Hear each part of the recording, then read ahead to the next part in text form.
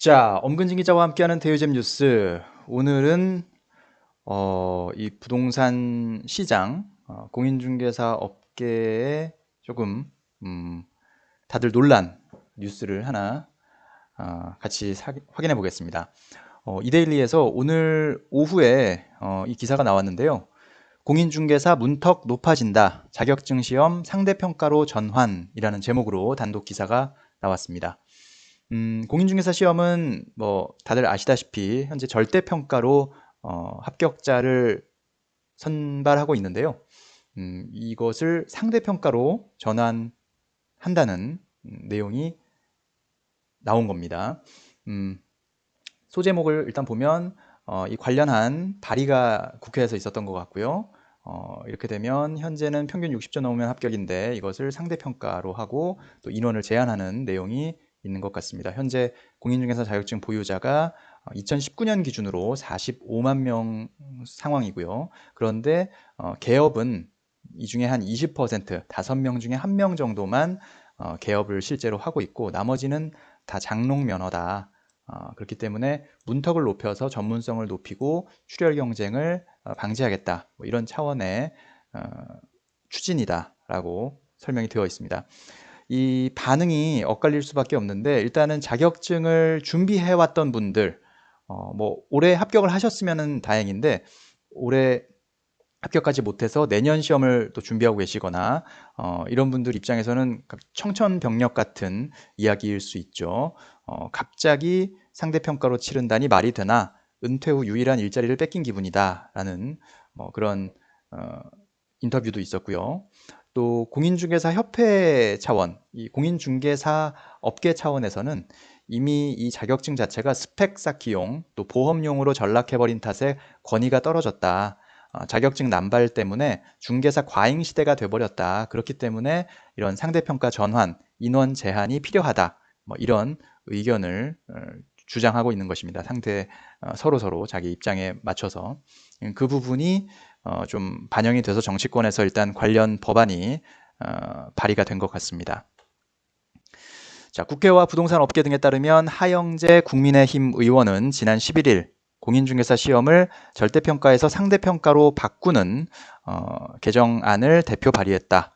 합격 인원 수를 제한해 공인중개사 시험 문턱을 높이겠다는 취지다. 이번 법 발의에는 야당 의원뿐만 아니라 여당 의원도 이름을 올렸다라고 되어 있습니다. 이데일리가 입수한 발의 법률안을 보면 이 내용을 보니까요. 국토교통부 장관이 직전 3년간의 공인중개사 자격시험 응시 인원 및 개업 공인중개사 또 소속 공인중개사 수 등을 고려해서 공인중개사 자격시험의 선발 예정 인원을 결정한다라는 내용이 명시가 되어 있다고 합니다. 그리고 최종 인원수 결정은 공인중개사 정책심의위원회 심의를 거쳐서 결정하도록 했다라는 내용이 되어 있습니다.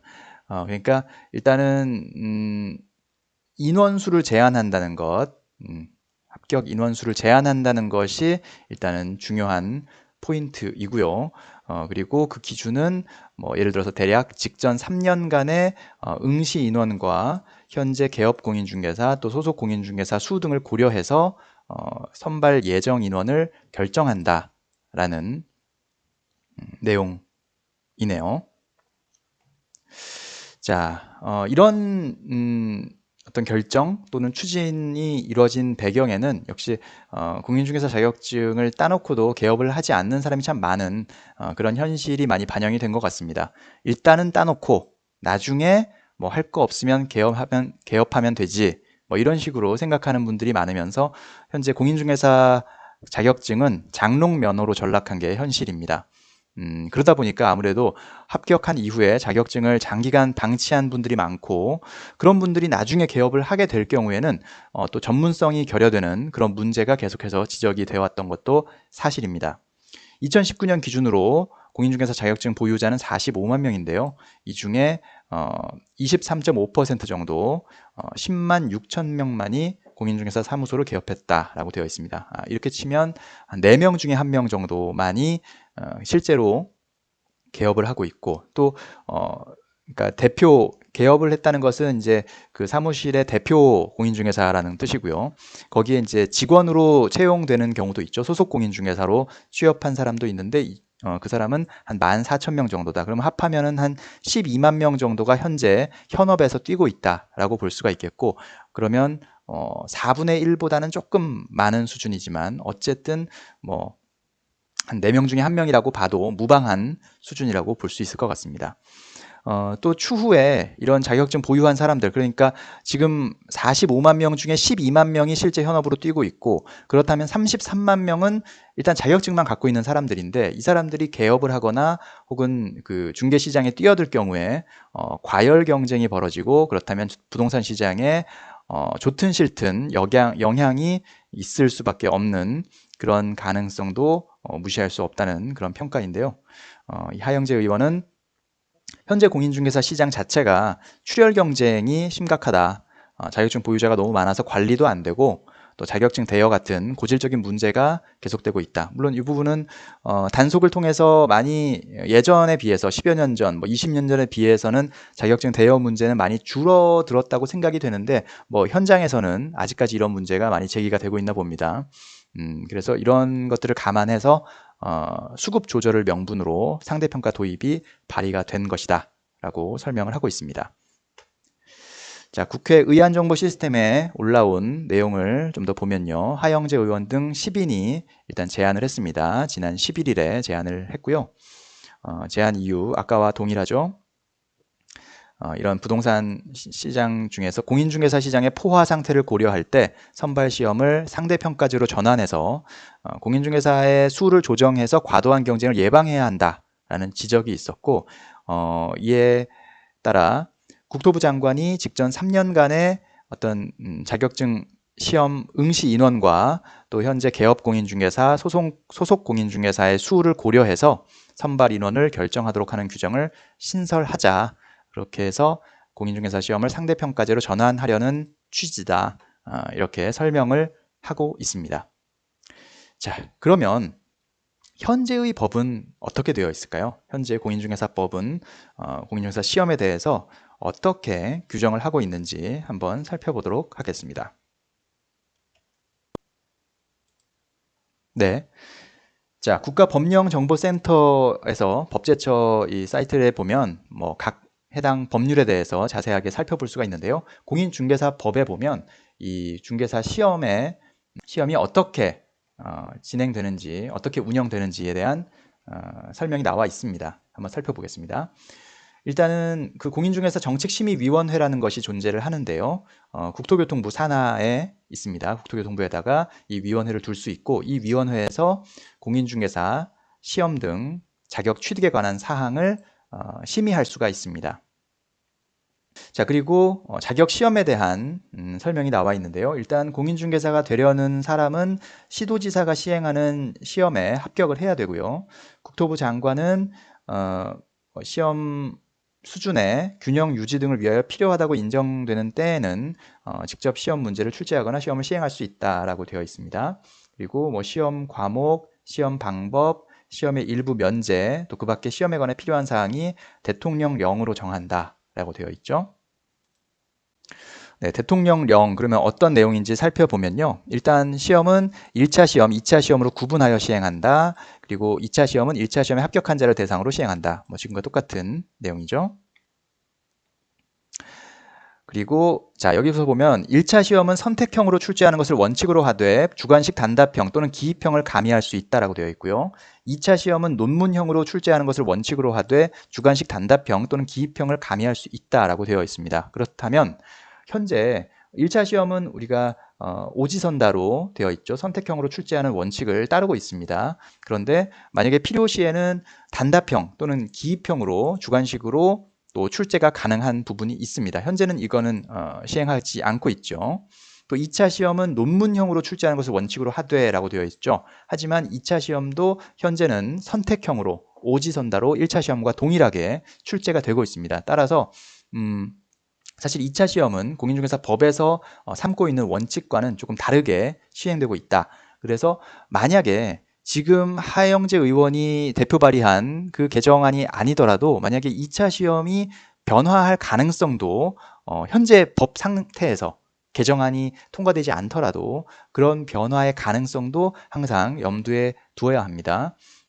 논문형 출제가 원칙이 돼 주관식 단답형 또는 기입형을 가미할 수 있다라고 되어 있거든요.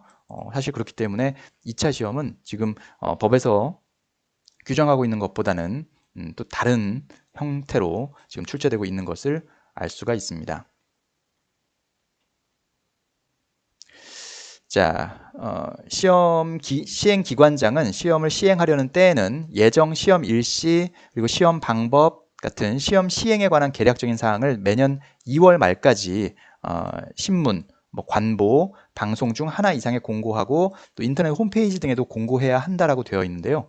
그렇다면 아마도 내년 시험 내용, 방법에 대해서 내년 2월 말에는 확인이 가능할 것 같습니다. 과연 그 전에 이 정책심의위원회에서 공인중개사 시험의 출제 방식을 기존과는 다른 방식으로 바꿀지 한번 눈여겨봐야 될 부분이고요.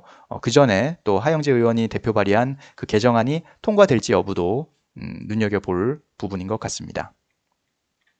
그리고 합격자 결정 내용이 있습니다.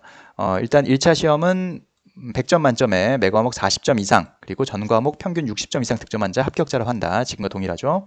2차 시험도 마찬가지입니다. 매 과목 40점 이상, 전 과목 평균 60점 이상 득점한 자가 합격자인데 다만 시험 시행 기관장이 공인중개사의 수급상 필요하다고 인정하여 심의위원회의 의결을 거쳐 선발 예정 인원을 미리 공고한 경우에는 매 과목 40점 이상인 자 중에서 선발 예정 인원의 범위 안에서 전 과목 총 득점의 고득점자 순으로 합격자를 결정한다.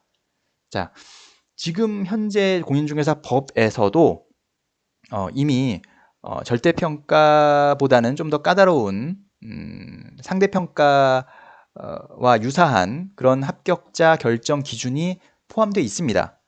다만 전제는 시험 시행 기관장이 공인중개사의 수급상 필요하다고 인정하여 심의위원회의 의결을 거쳐 선발 예정 인원을 미리 공고한 경우에는 이라고 한정이 되어 있죠. 그러니까 이 말은 앞서서 지금 대표 발의된 개정안이 통과되지 않더라도 현재 공인중개사 법으로도 만약에 심의위원회에서 의결이 된다면 이렇게 선발 예정 인원이 공고되고 인원을 제한할 수 있다는 뜻입니다. 다만 다른 점은 앞서서 개정안에서는 직전 3개년의 시험 응시 인원과 또 개업 공인중개사, 소속 공인중개사의 수를 고려해서 인원을 결정한다고 되어 있지만 여기에서는 이제 그런 기준은 되어 있지 않고 일단 선발 예정 인원을 미리 공고한 경우에는 그 범위 안에서 고득점자 순으로 결정한다라고만 되어 있습니다. 그래서 개정안은 이 부분을 조금 더 구체화했다라고 볼 수가 있습니다. 사실 이런 규정은 있지만 이게 불명확하고 구체적이지 않기 때문에 사실 선발 예정 인원을 정하는데 조금 어려움이 있거든요. 그런데 그 부분을 개정안에서는 국토부 장관이 직전 3개년의 어떤 그런 추이를 감안해서 현황을 감안해서 결정한다라고 되어 있기 때문에 현행 법에 조금 더 구체적인 내용을 담아서 결정의 논란을 좀 줄이겠다 이런 취지가 담겨 있는 것 같습니다.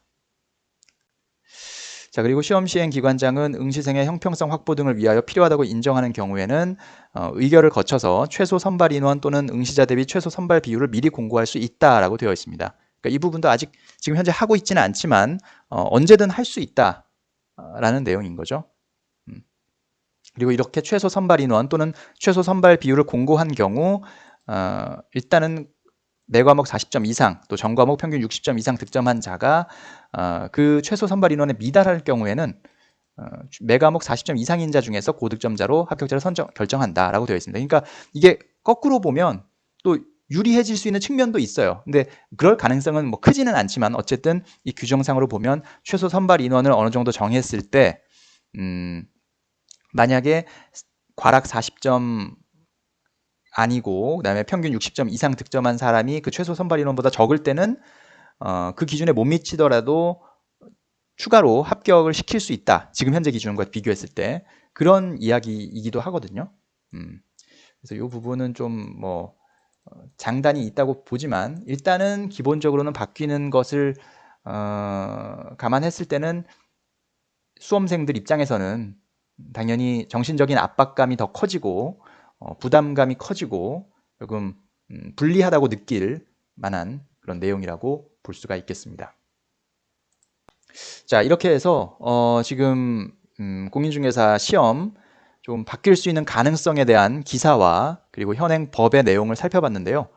어쨌든 지금 매년 계속해서 공인중개사 응시 인원이 계속 늘고 있고 합격자 수도 상당한 숫자가 지금 매년 합격하고 있습니다. 자격증을 따고 있습니다. 그러면서 공인중개사 시장에 뭔가 조금 왜곡되는 현상도 나타나고 있고요. 이것이 부동산 시장에까지 악영향을 미칠 수 있다는 그런 지적들이 나오고 있기 때문에, 왜냐하면 중개사들 간의 어떤 경쟁, 출혈 경쟁도 있을 수 있고 또 그 과정에서 시장을 왜곡하는 어떤 그런 행위들이 나타날 수 있기 때문에 그런 점들을 좀 바로잡고 이 시장을 다시 한번 바로잡는다는 의미에서 계속 중개사 협회나 또 업계에서는 계속 그런 부분들을 주장을 해왔었는데, 그런 부분들이 정치권에서도 어느 정도 이제 필요성을 인식해서 행동에 들어간 것이 아닌가라는 생각이 듭니다. 다만 뭐 이것이 과연 바로 내년부터 적용이 될 것이냐라는 부분은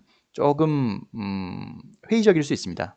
왜냐하면 지금 시험을 준비해 오던 분들도 계시고 또 올해 1차를 붙었고 내년에 2차를 앞두고 있는 그런 분들 있잖아요. 내년에 2차만 보면 되는 분들, 이런 분들 입장에서는 갑자기 중간에 이 시험 방식이 바뀐다는 게 조금 부당하다고 느낄 수도 있고, 실제로 그게 어떤 문제의 소지도 있을 수 있거든요. 저는 법률적으로 따져볼 만한 문제지만, 그런 점을 감안했을 때 어느 정도의 유예 기간이 주어질 가능성이 있습니다. 실제로 주택관리사 시험 같은 경우도 그 전에 절대평가에서 상대평가로 전환되는 기간이 한 4년 정도 걸렸던 걸로 기억하거든요. 3, 4년 정도.